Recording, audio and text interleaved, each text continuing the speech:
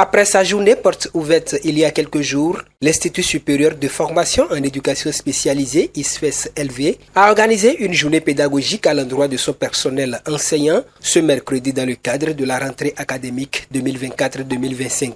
L'objectif de cette journée pédagogique est d'échanger autour d'un sujet intéressant, sujet important pour le profil pour lequel nous formons et après cela donner les grandes lignes concernant l'année académique, comment ça va se passer, quels sont les objectifs. L'éducateur spécialisé et sa cible dans la société, c'est le thème qui a meublé cette journée pédagogique. Un thème développé par la spécialiste canadienne en éducation spécialisée, Chantal Bernier. La définition que nous donnons sur le profil de l'éducateur, nous disons que c'est un intervenant qui soutient les personnes de tous âges qui vivent ou qui risquent de vivre des difficultés d'adaptation par une relation d'aide et un accompagnement dans le quotidien.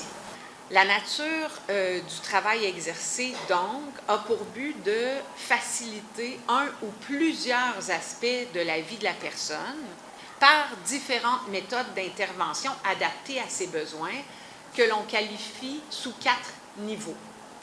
Donc, la prévention, qu'on tente de développer le plus possible, la réadaptation, l'intégration sociale et l'adaptation et le maintien des acquis dans un milieu de vie qui se veut adapté à l'individu.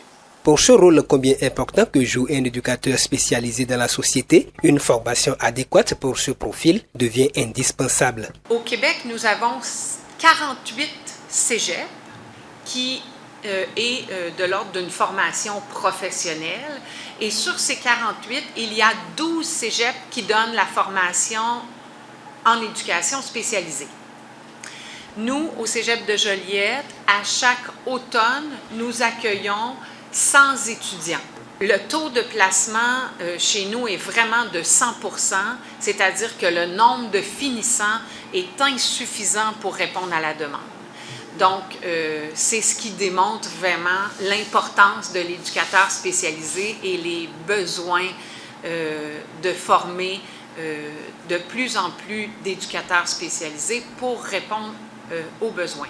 Donc, nécessairement, une formation adéquate, comme celle qu'offre l'ISFES, j'en suis certaine, m'apparaissent essentielles pour assurer une pratique non seulement efficace, mais respectueuse des droits des individus accompagnés et des besoins des individus accompagnés. Aussi bien au Bénin qu'au Québec et un peu partout dans le monde entier, la demande d'éducateurs spécialisés pour l'accompagnement des personnes à besoins spécifiques est imminente. Au cours de la formation, elle nous a dit qu'il y a 16 000 éducateurs spécialisés au Canada actuellement et que dès que les étudiants finissent, ils sont engagés, ils sont professionnellement insérés parce que le besoin est très élevé sur le terrain. Et je pense que le Canada n'est pas dans une planète différente du Bénin.